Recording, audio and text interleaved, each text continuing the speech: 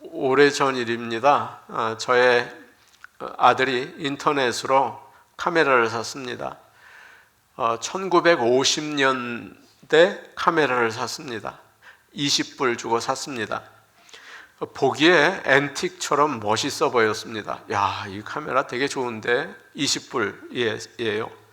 근데 아무래도 너무 싸서 야, 그 카메라 잘 나오겠냐? 그렇게 얘기를 했습니다. 주인이 잘 된다고 그랬어요. 그러면서 사방에 찍고 다녔습니다. 근데 역시 문제가 있었습니다.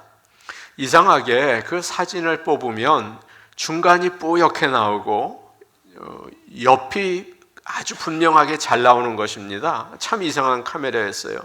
그러니까 중간이 흐리니까 그거 참 이상하죠. 사람을 찍으려고 하면 중간에 세워놓은 게 아니라 가장 사이에 세워놓고 사진을 찍고, 그 참 이상했어요. 그래서 제가 야, 그거 못 쓴다, 갖다 버려라 라고 이야기했어요. 그러자 이 아이가 아까워서 주인에게 연락을 했습니다. 그리고 상황 설명을 했죠. 주인이 길게 편지를 써서 상세하게 가르쳐 주었어요. 이 카메라는 렌즈를 끼울 때 여러 가지 방법이 있다. 이렇게 한번 해봐라, 저렇게 해봐라 가르쳐 줬어요. 시키는 대로 했더니 정말 달라졌습니다. 중간이 잘 보이기 시작한 거예요. 그래서 그 카메라를 지금도 저희가 가지고 있습니다. 아마 이것을 잘 모르고 어떻게 사용하는지를 모르고 썼다면 고장이 났다, 그리고 버렸을 거예요. 중요한 것은 올바로 아는 것입니다. 그래서 여러분이 오늘 중요한 것은 하나님의 말씀을 잘 듣는 것입니다. 아는 것입니다. 그게 참 중요합니다. 로마서 8장에 별명이 있다고 제가 지난 시간에 말씀을 드렸는데, 로마서 8장에 별명이 있습니다. 뭡니까? 성령장이라고 말씀을 드렸죠. 오늘 말씀은 성령이 무슨 일을 하는지를 잘 가르쳐 줍니다. 그래서 성령께서 우리 안에 있으면 어떤 일을 하는지 이 말씀을 통해서 아시기 바랍니다. 아, 그래, 성령이야. 아, 그래, 성령이야. 아시기 바랍니다. 그래서 성령을 따라서 살 수 있기를 축복합니다. 아멘. 12절 말씀 우리 같이 보겠습니다. 12절 말씀입니다. 시작. 그러므로 형제들아, 우리가 빚진 자로 돼 육신에게 져서 육신대로 살 것이 아니니라. 빚을 진 사람은 잠이 잘 안 옵니다. 빚을 진 사람은 이걸 언제 꼭 갚아야 할 텐데 그 생각이 들어요. 돈 빌려준 사람만 보면 섬뜩하고 그냥 그 말만 듣고 꼼짝 못합니다. 시키는 대로 합니다. 예수님을 믿기 전에 우리는 모두 육신의 빚진 자들이었어요. 육신의 빚을 졌습니다. 여기서 육신이라는 말은 우리의 몸을 가리키는 것이 아니라 몸 안에 있는 죄를 가리킵니다. 그래서 모든 사람이 육신을 가지고 태어났는데 그 안에 죄가 있다는 말입니다. 그래서 죄의 노예로 끌려다니며 살게 되었죠. 죄가 시키는 대로 한 거예요. 그런데 예수님을 믿으니까 예수님께서 우리 대신 십자가에서 죄의 빚을 다 갚아주셨습니다. 여러분, 이제는 자유입니다. 더 이상 죄가 우리에게 이래라 저래라 할 필요가 없어요. 여러분, 더 이상 죄를 그렇게 무거워할 필요가 없어요. 이제는 우리 안에 계시는 성령님이 우리를 다스리십니다.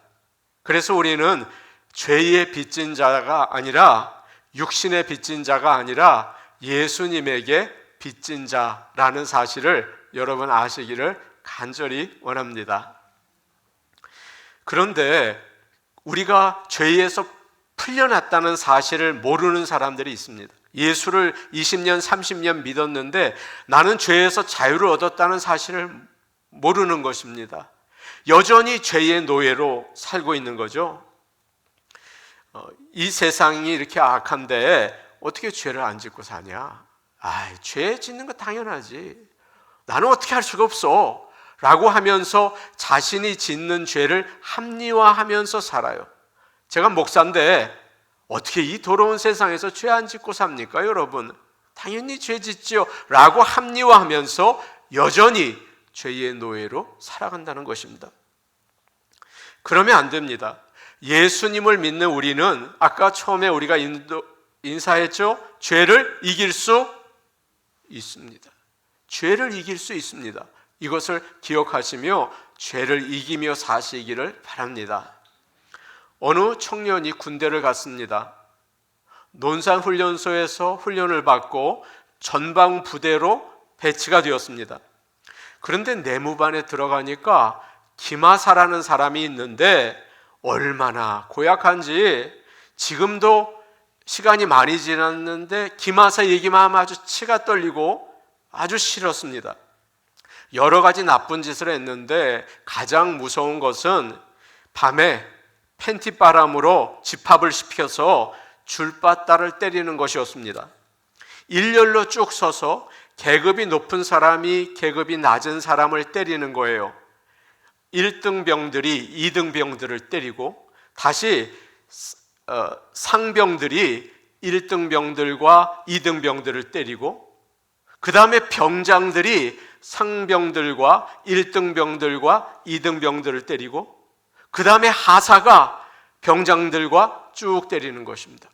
이 사람은 그때 쫄병이었기 때문에 얼마나 많이 맞았는지 총이 있으면 그냥 쏘고 싶더라고 얘기를 했어요.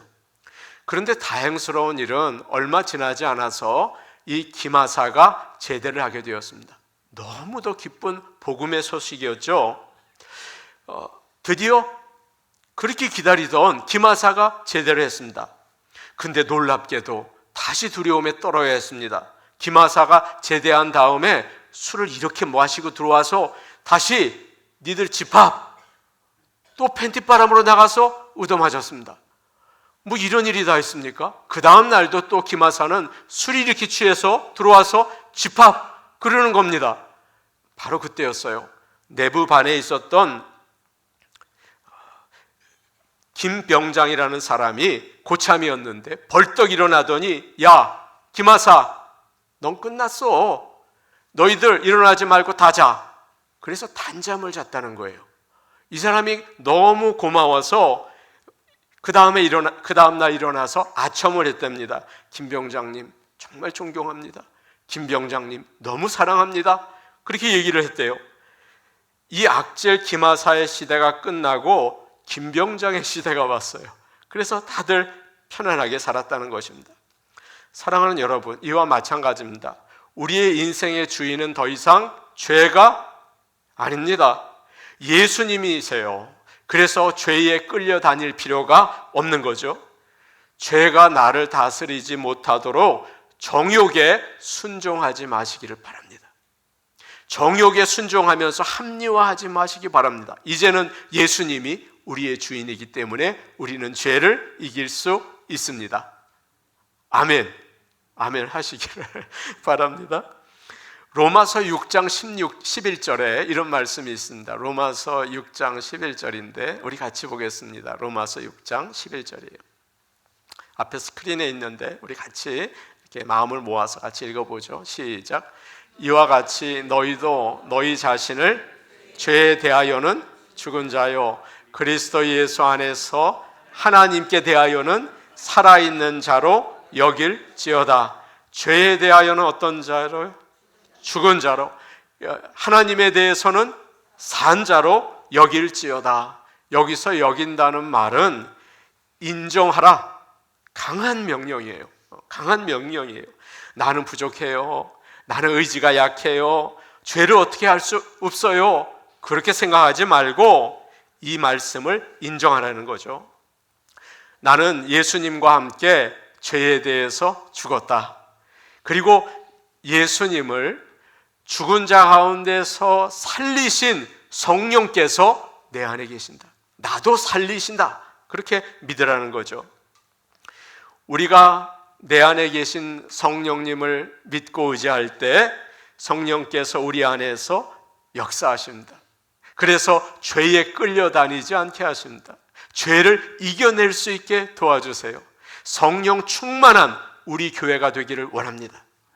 목사도 그렇고 장로도 그렇고 권사님들도 그렇고 우리 모두가 성령 충만해서 죄를 이길 수 있기를 축복합니다. 아멘. 어거스틴이라는 사람이 우리와 죄의 관계를 네 가지로 설명을 했어요. 첫 번째, 아담과 하와가 죄를 짓기 전에 그때는 죄를 짓지는 않았지만 죄를 지을 가능성이 있는 상태, 언제든지 죄를 지을 수 있는 상태였어요. 아담과 하와가 죄를 짓기 전에. 두 번째, 아담과 하와가 죄를 지은 이후에 죄가 사람들에게 들어왔고 유전이 돼요. 자식들까지 다 죄가 돼요. 내가 태어나기 전에 우리 어머니 아버지가 죄 가운데 있었고 죄가 유전이 돼서 세상에 다 퍼졌어요. 그래서 죄를 짓지 않을 수 없는 단계, 죄를 지을 수밖에 없는 단계가 두 번째 단계예요.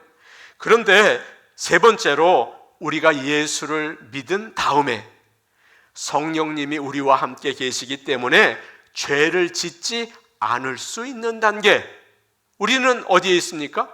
죄를 짓지 않을 수 있는 거예요. 마지막 네 번째 단계는 우리가 하늘나라 가서예요. 그때는 우리가 예수님을 닮아 영화롭게 변화돼서 죄를 지을 수 없는 단계가 돼요. 사랑하는 여러분, 우리는 이 네 번째 중에 몇 번째입니까? 세 번째에 있어요. 그래서 유혹을 받지만, 죄가 가득하지만 죄를 짓지 않을 수 있다는 사실을 여러분 꼭 기억하시기를 바랍니다. 그런데 이것을 모르고 마치 여전히 죄의 종처럼 산다면 여러분 안 되겠죠. 여러분 그건 잘못된 거죠. 예수님을 믿고 죄에서 자유를 얻었다는 사실을 인정하고 죄를 이기고 성령님을 따라서 사시기를 축복합니다. 아멘. 우리는 이길 수 있는 것입니다. 13절 말씀 우리 같이 보겠습니다. 13절 말씀이에요. 우리 같이 볼게요. 시작. 너희가 육신대로 살면 반드시 죽을 것이로되 영으로서 몸의 행실을 죽이면 살리니. 어떤 사람이 교회를 잘 나옵니다. 예배를 잘 드려요. 그리고 목사가 설교를 하면 아멘. 또 찬양팀이 찬양을 하면 성령님 계시네, 할렐루야, 그래요. 그런데 세상을 나가면 완전히 딴 사람입니다. 그냥 돈 얘기만 해요. 그리고 계속 어떻게 하면 놀러 갈 수 있을까? 그 얘기만 해요. 계속 죄를 지으며 살아요. 이 사람 정말 믿는 거 맞나요? 다른 사람들에게 잘 보이고 좀 좋아 보이기 위해서 거룩한 척을 하지만 예수님을 믿는 것 같지는 않아요. 그런 사람이 어떻게 됩니까? 13절 말씀, 너희가 육신대로 살면 반드시 죽는다. 거짓말하지 말아라. 그러다가 죽는다. 하나님의 심판을 받고 지옥에 가서 영원한 고통을 당한다는 뜻이에요. 아이고 섬뜩하죠? 물론 예수님을 잘 믿는 사람이라고 하더라도 이 땅에 사는 동안, 우리가 이 몸을 가지고 있는 동안은 죄가 남아 있어요. 그래서 주님을 만날 때까지 자꾸 정욕이 올라와요. 죄의 정욕이 얼마나 강한지 여러분 아시죠? 우리가 다 경험해서 압니다. 예수님을 믿고 내가 죄를 짓지 않겠어 라고 하는데 우리 깊은 곳에서, 육신 가운데에서 아이고 죄 짓고 싶다, 죄 짓고 싶다, 죄를 짓고 싶어요. 죄가 이렇게 올라와요. 죄에 대한 향수가 있어요. 야, 나 예전에 참 재밌었는데 그거 너무 강한 거예요. 죄를 이기기가 어려워요. 이렇게 자꾸 죄가 올라올 때 어떻게 합니까? 13절 말씀 다시 읽어볼게요. 거기에 답이 있어요. 우리 한번 13절 말씀 다시 읽어볼게요. 시작. 너희가 육신대로 살면 반드시 죽을 것이로되 영으로서 몸의 행실을 죽이면 살리니. 우리 안에 성령님은 죄보다 엄청 강하십니다. 여러분 한번 예수 믿지 말고 살아보세요. 그거 어렵습니다. 성령님은 죄보다 어마무시하게 강하십니다. 그래서 우리가 성령님을 의지할 때 죄를 죽이게 하십니다. 죄요? 이거 아무것도 아니라고요. 성령님이 얼마나 강한지 몰라요. 죄를 죽인다고요. 여기서 죽인다는 말은 잘라낸다는 거예요. 성령님은 죄를 잘라냅니다. 요놈이 싹 올라오면 착 자르고, 요놈이 싹 올라오면 착 잘라요. 예수님께서 말씀하셨어요. 마태복음 5장 29절에서 30절인데 우리 같이 보겠습니다. 마태복음 5장 29절에서 30절이에요. 우리 같이 보겠습니다. 같이 봅니다. 시작. 만일 내 오른 눈이 너로 실족하게 하거든 빼어 내버리라. 내 백체 중 하나가 없어지고 온 몸이 지옥에 던져지지 않는 것이 유익하며, 또한 만일 내 오른손이 너로 실족하게 하거든 찍어 내버리라. 내 백체 중 하나가 없어지고 온 몸이 지옥에 던져지지 않는 것이 유익하니라. 예수님이 말씀하셨어요. 오른 눈이, 오른쪽 눈이 죄를 짓게 만들면 어떻게 하라? 빼버리라. 오른손이 죄를 짓게 하면 어떻게 하라? 잘라버려라. 그렇게 얘기하셨어요.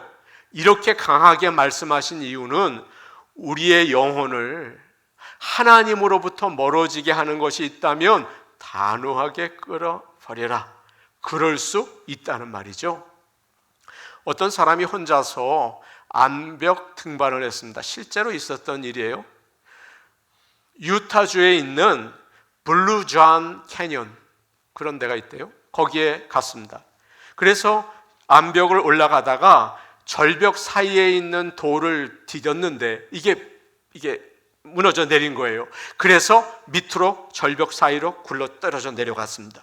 그러나 다행히도 오른쪽 팔이 절벽에 끼었어요. 살았어요. 오른쪽 팔만 절벽에 끼어 있는 거예요. 그러나 아무도 다니지 않는 곳이라서 도와달라고 소리를 쳤는데 암벽 사이에 누가 옵니까? 아무도 오지 않죠. 그가 가진 것은 산악용 로프, 그 다음에 칼, 그리고 물 한 병만 가지고 있었습니다. 아무리 애를 써도 이 오른쪽 팔이 암벽에 껴서 빠지지 않는 거예요. 이거 어떡합니까? 드디어 그는 5일이 지났을 때, 암벽에 껴가지고 5일을 지난 거예요. 5일이 지났을 때 대단한 결심을 했습니다. 가지고 있는 칼로 오른팔을 잘라내기로 했어요. 잘라서 이 사람은 살았습니다. 대단한 결심이죠. 사람이 살려고 하면 얼마나 의지가 강한지 몰라요. 성령님께서는 칼을 가지고 계십니다. 우리 성령님이 뭘 가지고 계시다고요? 칼을 가지고 계세요. 그 칼은 바로 하나님의 말씀입니다. 구약시대의 제사장들은, 여러분, 그 구약시대의 제사장들은 이 끝이 아주 날카롭고 휘어져 있는 칼을 가지고 있었어요. 그래서 이걸 가지고 소와 양들을 난도를 해서 쓸데없는 건 버리고 필요한 것은 제물로 드렸어요.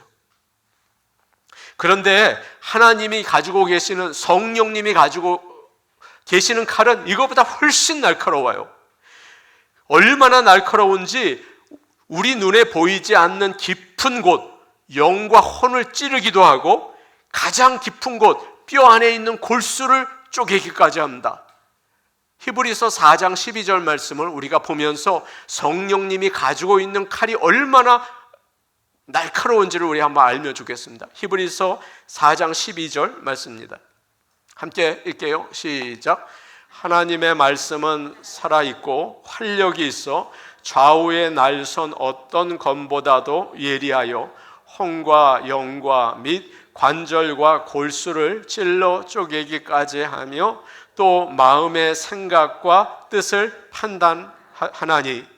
성령 충만을 받은 베드로가 하나님의 말씀을 외쳤습니다. 너희가 십자가에 못 박은 바로 이 예수를 하나님께서 주와 그리스도가 되게 하셨느니라. 성령 충만해서 이 하나님의 말씀을 전했습니다. 그러자 무슨 일이 일어났습니까? 이 말을 듣던 사람들이 형제들아 우리가 어떡할꼬 마음에 찔렸어요. 베드로의 설교를 들은 많은 사람들이 날카로운 하나님의 말씀에 찔렸어요. 그리고 회개를 했어요.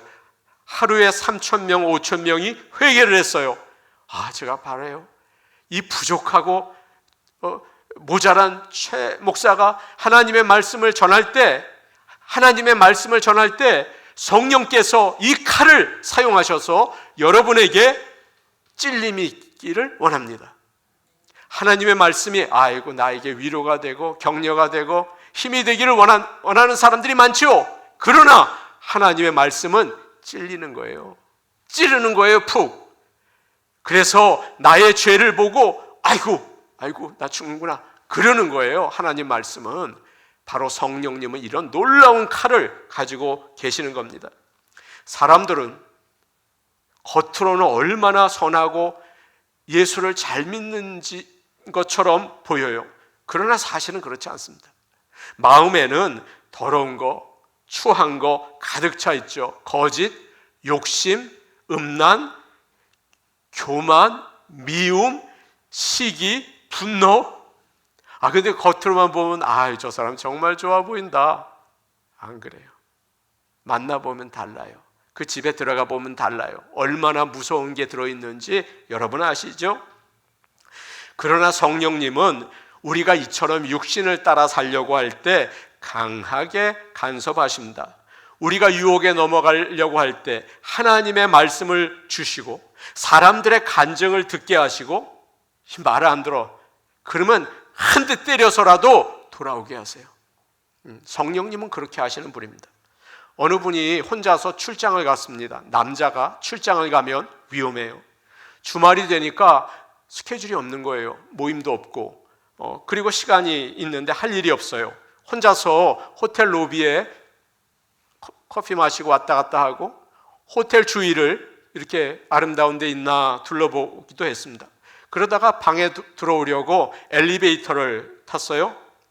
6층 버튼을 눌렀습니다. 근데 바로 그때 갑자기 젊고 예쁜 여자들이 들어오는 거예요. 이상하게 들어와서는 버튼을 누르지 않아요, 이 여자들이. 왜 그래요? 그랬더니 물어보는 게 오늘 선생님 오후에 특별한 계획이 있으세요? 우리랑 같이 좀 노시겠어요? 그러는 거예요. 그 순간 이분이 마음이 흔들렸어요. 여기에 아는 사람도 없는데 오늘 좀 같이 놀아볼까? 그런 마음이 들더라는 거예요. 그런데 신기하게도 평소에 마음에 가지고 있었던 하나님의 말씀이 이 사람 마음에 확 들어왔어요. 아까 우리가 읽었던 로마서 6장 11절 말씀이에요. 이와 같이 너희는 너희 자신을 죄에 대하여는 이게 뭡니까? 이거 뭡니까? 죄에 대하여는 죽은 자요 하나님에 대해서는 산 자로 여길지어다. 그 말씀이 확 들어온 거예요. 그래서 이 사람이 얼른 3층 버튼을 누르고 빨리 내렸어요. 그리고는 안녕히 가세요. 저는 오늘 할 일이 있어요. 즐겁게 잘 지내세요. 그리고 내렸다고 해요. 우리가 사는 날 동안 정욕이 계속 일어납니다. 여러분 그렇죠? 나이가 70, 80인데도 여전히 똑같습니다. 계속 정욕이 올라와요. 그럴 때 성령님은 우리 안에 계시면서 불편하게 만드세요. 그리고 말씀이 생각나게 하시고 이길 수 있는 힘을 주십니다. 죄에서 이기시기를 축복합니다. 죄를 합리화시키지 마시기를 바랍니다. 성령님은 거룩한 영이세요. 성령님이 어떤 영이시라고요? 거룩한 영이세요. 그래서 육체의 정욕과 싸우세요. 죄를 잘라내세요. 예수님을 따라가고 싶은 마음이 들게 하세요. 그러나 여러분 드라마 보고 놀러 다니고 그러면서 성령이여 역사하소서 그러면 그 잘 어렵죠. 은혜를 사모하셔서 말씀을 읽으세요. 좋은 책이라고 그러지 않았습니까? 말씀을 읽으세요. 그리고 새벽에 일어나서 예배 드리세요. 성령 충만하게 하옵소서라고 할 때 성령께서는 놀랍게 역사하시며 어떤 상황 가운데에서도 하나님의 자녀로 살아나갈 수 있도록, 승리할 수 있도록 도와주시는 것을 여러분 꼭 믿으시기를 원합니다. 아멘. 14절과 15절 말씀입니다. 14절, 15절 말씀입니다. 우리 같이 볼게요. 시작. 무릇 하나님의 영으로 인도함을 받는 사람은 곧 하나님의 아들이라. 너희가 다시 무서워하는 종의 영을 받지 아니하고 양자의 영을 받았으므로 우리가 아빠, 아버지라고 부르짖느니라. 어떤 사람은 그런 얘기를 하더라고요. 목사님, 모든 게 다 하나님이 만드신 거 아닙니까? 세상의 모든 사람들이 다 하나님의 아들들이고 하나님의 딸들 아닙니까? 하나님이 우리의 보호자 되시고 그리고 우리는 하나님의 가족입니다. 온 세상이 다 하나님 만드셨잖아요 라고 얘기합니다. 여러분 어떻게 생각하세요? 아닙니다. 그렇지 않습니다. 그렇지 않습니다. 모든 사람들은 죄로 인해서 멸망당할 수밖에 없는 존재들이에요. 성경을 보시면 모든 사람이 하나님의 아들과 딸이라고 그러지 않았잖아요. 오늘 말씀을 보시면 누가 하나님의 아들이고 누가 하나님의 딸이라고 말씀하고 있습니까?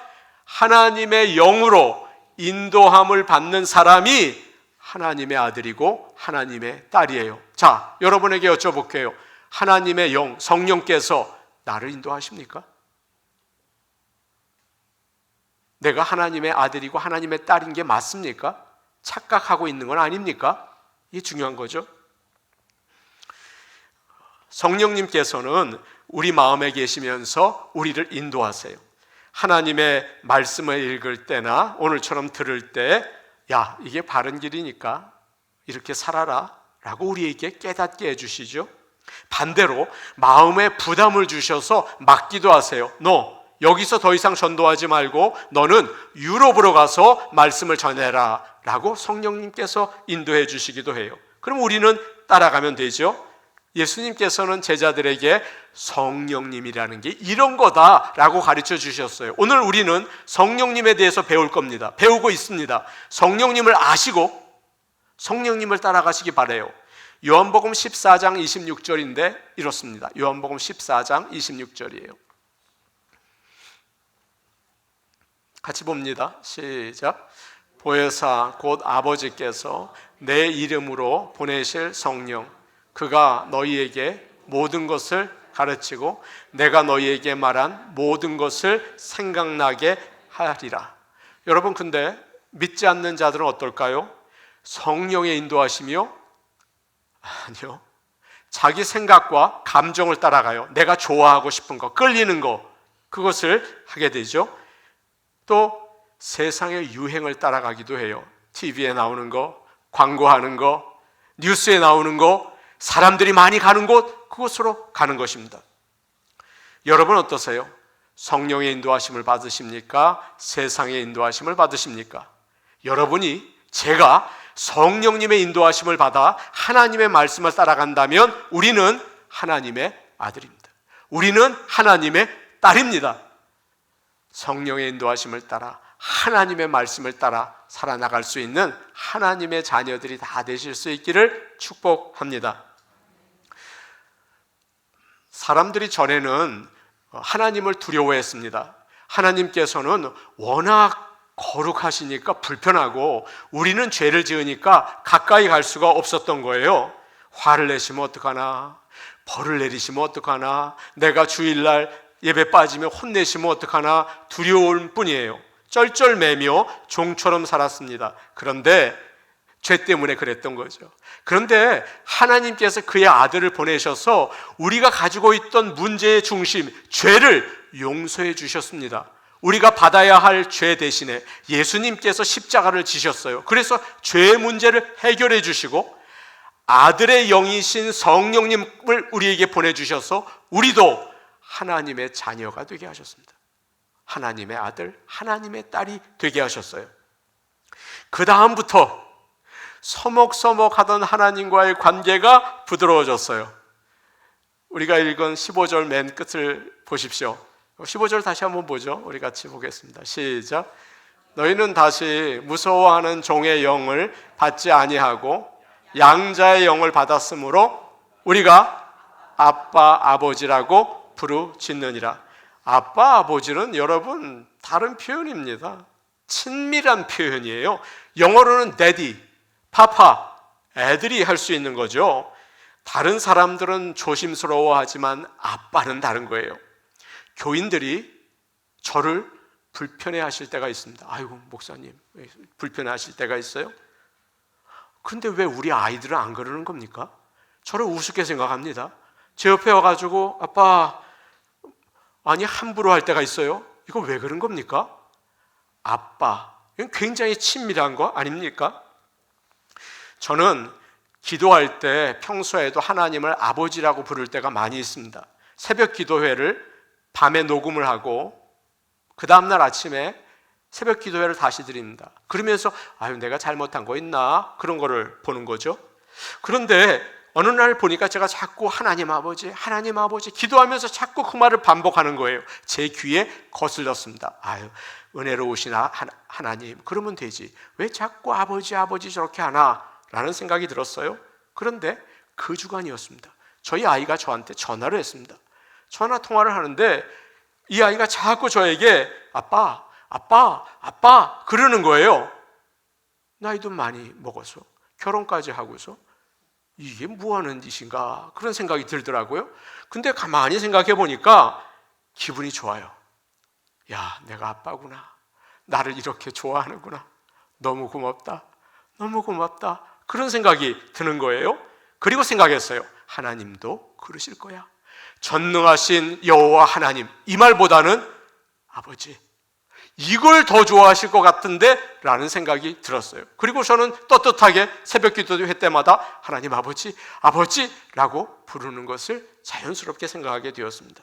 사랑하는 여러분 중에는 아버지라는 말을 그냥 습관처럼 하시는 분이 계실지 모르겠어요. 아무 생각 없이 하나님 아버지라고 부를지 모르겠어요. 그러나 그것은 놀라운 일입니다.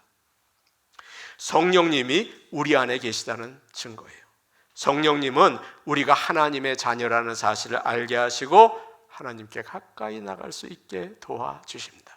성령 충만해서 하나님과 동행하시고 하나님의 은혜와 복을 받는 모든 성도들 될 수 있기를 축복합니다. 로마에서는 잘 사는 집이 입양을 했습니다. 잘 사는 집이 입양을 했어요. 아버지가 아들을 보니까 영 시원치 않은 거예요. 이 뭐 별거 아니다. 그럴 때 이 아버지는 입양을 계획했습니다. 그래서 주위에 동네에서 가장 똑똑하고 가장 훌륭한 청년을 하나 골라서 입양하기로 결심을 합니다. 많은 돈을 주죠. 그리고 그 아이에게는 집안 가문의 이름을 줍니다. 그리고 내가 가지고 있던 높은 포지션까지 줍니다. 그리고 모든 유산까지 물려줘요. 왜요? 가문의 이름을 남기기 위해서. 이것이 바로 로마에서 있었던 양자제도입니다. 굉장히 중요한 거죠. 우리 하나님께서도 그렇게 하십니다. 그러나 그와 달리 우리 하나님께서는 뭐 예쁘지 않아도 훌륭하지 않아도 오히려 불쌍하고 연약한 사람들을 입양하셔서 하나님의 가족으로 삼으세요. 우리를 바로 그렇게 하신 거죠. 사랑하는 여러분, 아무리 큰 죄인이라도 예수를 믿고 의지할 때 우리를 그의 자녀로 삼으십니다. 은혜와 복을 주십니다. 영접하는 자 곧 그 이름을 믿는 자들에게는 하나님의 자녀가 되는 권세를 주셨으니 하나님의 딸로 하나님의 아들로 여러분 담대하게 살아나가시기를 축복합니다. 돈 앞에 쩔쩔매는 일 없기를 바랍니다. 저 사람 되게 잘 살아. 저 사람 부자래. 아니 우리가 그거 말할 사람입니까? 그게 무슨 상관이 있는데요? 나는 하나님의 딸인데, 나는 하나님의 아들인데, 그런 거에 주눅들지 않고 담대하게 은혜와 복을 받는 인생 가고 하나님의 아들 예수님이 받으셨던 그 모든 유산을 받게 되는 그런 놀라운 축복의 사람들이 다 되실 수 있기를 간절히 원합니다. 아멘. 우리 같이 기도하시겠습니다. 오늘 오신 아버지 하나님, 우리는 행복한 자입니다. 예수님을 나의 주님으로 믿고 성령께서 내 안에 계셔서 죄를 이기며 살게 하시니 감사합니다. 사람들은 죄에 넘어지고 죄에 쓰러지고 죄 따라가지만 우리는 죄를 이길 수 있는 성령님이 계십니다. 성령님을 따라 죄를 이기며 살아갈 수 있게 도와주시고 사랑하는 우리 모든 성도들이 성령 충만할 수 있게 도와주시옵소서. 예수님의 이름으로 기도하옵나이다. 아멘.